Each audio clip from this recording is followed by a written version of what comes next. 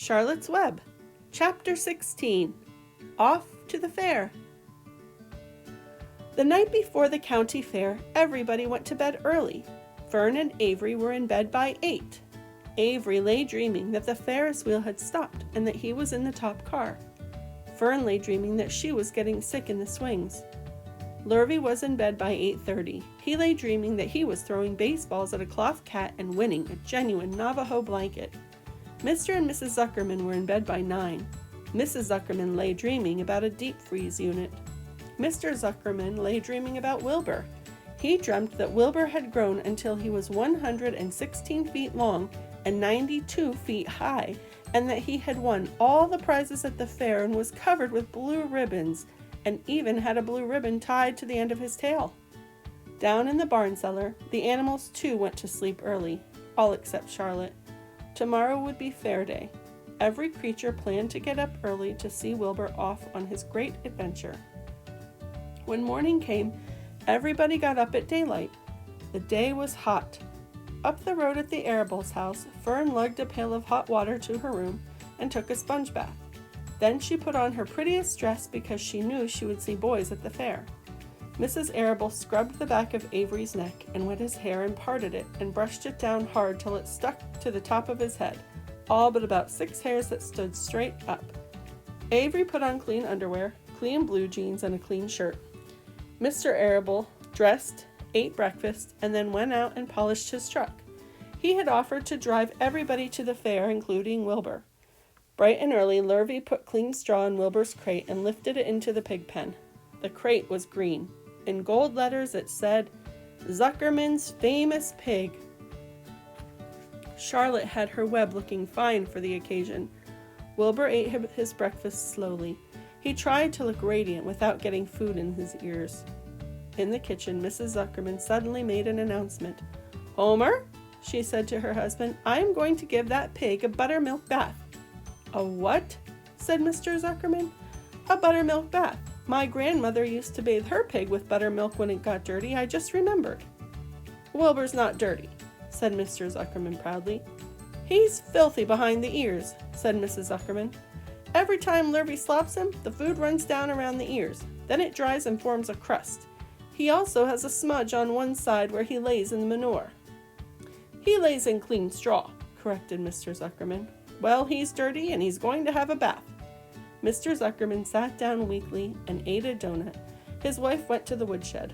When she returned, she wore rubber boots and an old raincoat, and she carried a bucket of buttermilk and a small wooden paddle. "Edith, you're crazy," mumbled Zuckerman. But she paid no attention to him. Together they walked to the pig pen. Mrs. Zuckerman wasted no time. She climbed in with Wilbur and went to work. Dipping her paddle in the buttermilk, she rubbed him all over. The geese gathered around to see the fun, and so did the sheep and lambs. Even Templeton poked his head out cautiously to watch Wilbur get a buttermilk bath.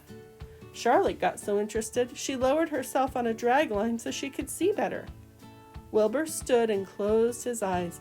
He could feel the buttermilk trickling down his sides. He opened his mouth and some buttermilk ran in. It was delicious. He felt radiant and happy. When Mrs. Zuckerman got through and rubbed him dry, he was the cleanest, prettiest pig you ever saw. He was pure white, pink around the ears and snout, and smooth as silk. The Zuckermans went up to change into their best clothes.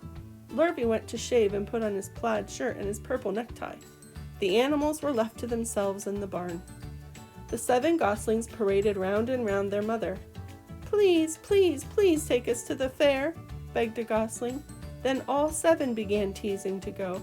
"Please, please, please, please, please, please." They made quite a racket. "Children," snapped the goose, "we're staying quietly at home. Only Wilbur is going to the fair." Just then Charlotte interrupted. "I shall go too," she said softly. "I have decided to go with Wilbur. He may need me. We can't tell what may happen at the fairgrounds. Somebody's got to go along who knows how to write, and I think Templeton better come too.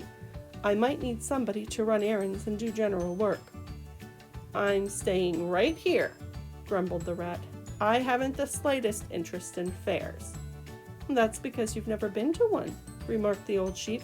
A fair is a rat's paradise. Everybody spills food at the fair. A rat can creep out late at night and have a feast. In the horse barn you will find oats that the trotters and pacers have spilled. In the rampled grass in the field you will find old discarded lunchboxes containing the foul remains of peanut butter sandwiches, hard-boiled eggs, cracker crumbs, bits of donuts, and particles of cheese. In the hard-packed dirt of the midway, after the glaring lights are out and the people have gone home to bed, you will find a veritable treasure of popcorn fragments, frozen custard dribblings, candied apples abandoned by tired children, sugar fluff crystals, salted almonds, popsicles, partially gnawed ice cream cones, and the wooden sticks of lollipops. Everywhere is loot for a rat. In tents, in booths, in haylofts. Why, a fair has enough disgusting leftover food to satisfy a whole army of rats. Templeton's eyes were blazing. Is this true? He asked. Is this appetizing yarn of yours true? I like high living, and what you say tempts me. It is true, said the old sheep. Go to the fair, Templeton. You will find that the conditions at a fair will surpass your wildest dreams. Buckets with sour mash sticking to them, tin cans containing particles of tuna fish, greasy paper bags stuffed with rotten— That's enough, cried Templeton. Don't tell me any more. I'm going. Good, said Charlotte, winking at the old sheep. Now then, there is no time to be lost. Wilbur will soon be put into the crate. Templeton and I must get in the crate right now and hide ourselves. The rat didn't waste a minute. He scampered over to the crate, crawled between the slats, and pulled straw up over him so he was hidden from sight. All right, said Charlotte, I'm next. She sailed into the air, let out a drag line, and dropped gently to the ground. Then she climbed the side of the crate and hid herself inside a knothole in the top board. The old sheep nodded. What a cargo, she said. That sign ought to say, Zuckerman's famous pig and 2 stowaways. Look out, the people are coming, umming, shouted the gander. Cheese it, cheese it, cheese it.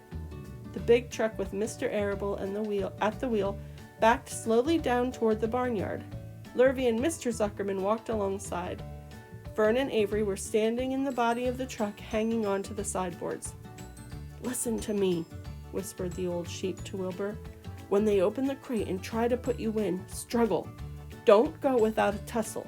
Pigs always resist when they are being loaded. If I struggle, I'll get dirty, said Wilbur. Never mind that. Do as I say. Struggle. If you were to walk into the crate without resisting, Zuckerman might think you were bewitched. He'd be scared to go to the fair. Templeton poked his head up through the straw. Struggle if you must, said he, but kindly remember that I'm hiding down here in this crate and I don't want to be stepped on or kicked in the face or pummeled or crushed in any way, or squashed or buffed about, or bruised or lacerated or scarred or biffed. Just watch what you're doing, Mr. Radiant, when they get shoving you in. Be quiet, Templeton, said the sheep. Pull in your head, they're coming.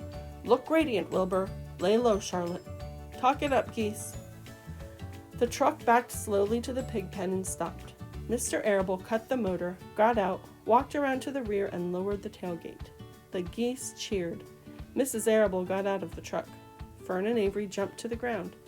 Mrs. Zuckerman came walking down from the house. Everybody lined up at the fence and stood for a moment admiring Wilbur and the beautiful green crate.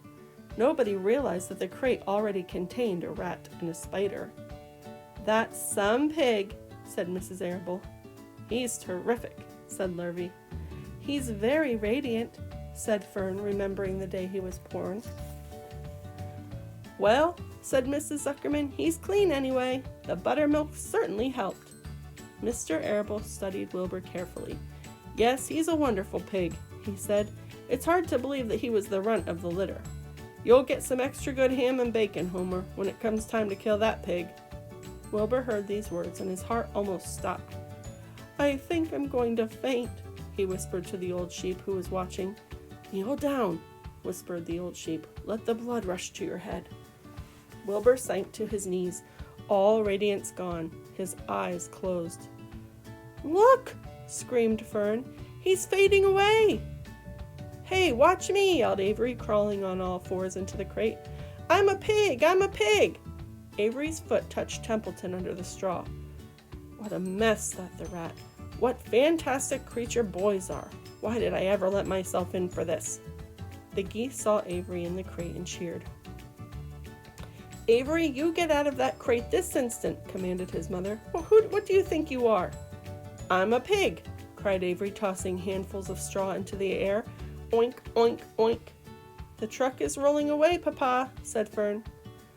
The truck, with no one at the wheel, had started to roll downhill. Mr. Arable dashed to the driver's seat and pulled on the emergency brake. The truck stopped. The geese cheered. Charlotte crouched and made herself as small as possible in the knothole so Avery wouldn't see her. Come out at once, cried Mrs. Arable.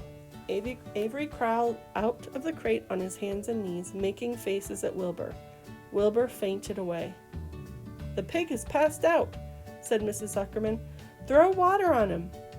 Throw buttermilk, suggested Avery. The geese cheered. Lurvy ran for a pail of water. Fern climbed into the pen and knelt by Wilbur's side. It's sunstroke, said Zuckerman. The heat is too much for him. Maybe he's dead, said Avery. Come out of that pig pen immediately, cried Mrs. Arable. Avery obeyed his mother and climbed into the back of the truck so he could see better. Lurvy returned with cold water and dashed it on Wilbur. Throw some on me, cried Avery. I'm hot too. Oh, keep quiet, hollered Fern. Keep quiet! Her eyes were brimming with tears. Wilbur, feeling the cold water, came to. He rose slowly to his feet while the geese cheered. He's up, said Mr. Arable. I guess there's nothing wrong with him. I'm hungry, said Avery. I want a candied apple. Wilbur's all right now, said Fern. We can start. I want to take a ride in the Ferris wheel. Mr. Zuckerman and Mr. Arable and Lurvy grabbed the pig and pushed him headfirst toward the crate. Wilbur began to struggle. The harder the men pushed, the harder he held back. Avery jumped down and joined the men. Wilbur kicked and thrashed and grunted. Nothing wrong with this pig, said Mr. Zuckerman, cheerfully pressing his knee against Wilbur's behind. All together now, boys. Shove. With a final heave, they jammed him into the crate. The geese cheered. Lurvy nailed some boards across the end so Wilbur couldn't back out. Then, using all their strength, the men picked up the crate and heaved it aboard the truck. They did not know that under the straw was a rat, and inside a knothole was a big gray spider. They only saw the pig. Everybody in? Called Mr. Arable. He started the motor. The ladies climbed in beside him. Mr. Zuckerman and Lurvy and Fern and Avery rode in the back, hanging onto the sideboards. The truck began to move ahead. The geese cheered. The children answered their cheer, and away went everybody to the fair.